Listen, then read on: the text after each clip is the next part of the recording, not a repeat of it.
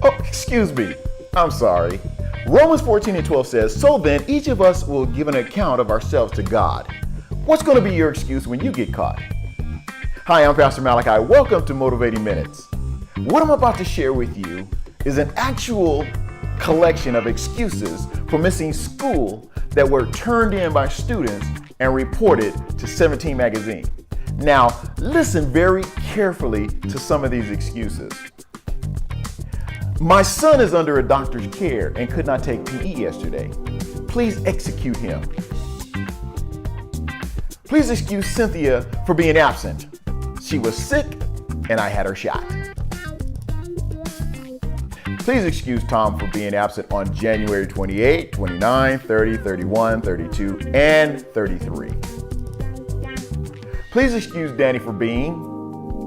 It was his father's fault. June could not come to school yesterday because she was bothered by very close veins.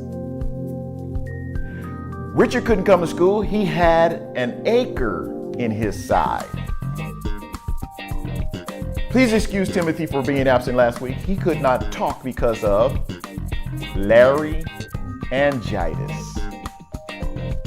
Please excuse Nancy for staying home. The doctor said that her lungs are too full to be outside.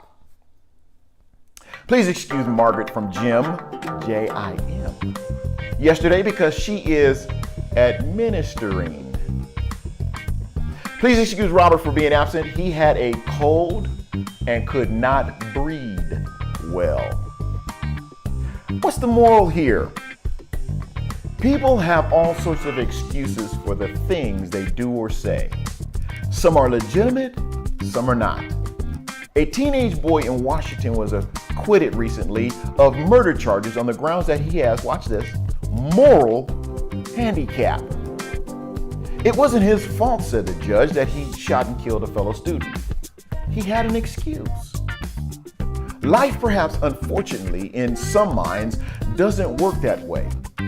Sooner or later, we all have to take a responsibility for who we are, what we do, and even what we say. We can't keep blaming our bad habits and behaviors on someone else or something else. You can't keep bad-mouthing people just because you don't understand their flow and their purpose. It's their flow and their purpose, not yours. Scripture teaches that we will be held accountable to God for our own actions. Now, Romans 3:19 says, "Now we know that whatever the law says, it says to those who are under the law, so that every mouth may be silenced and the whole world held accountable to God." When we stand before the judgment seat of God, we won't be able to hand him an excuse from our mothers or someone else and expect to be released from our guilt. As Jesus puts it in John 15:22, they have no excuse for their sin.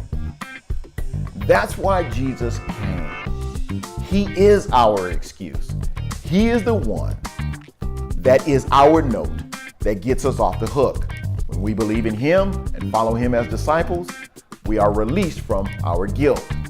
Jesus stands with us at the judgment seat and says, "Father, forgive Mark, forgive Cheryl, forgive Sean, forgive Nancy, forgive Earl, forgive Damien, forgive Mimi, forgive Malachi, forgive Crystal, forgive Christine.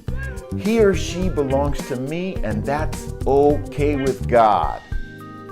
I'm Pastor Malachi, and this has been Motivating Minutes.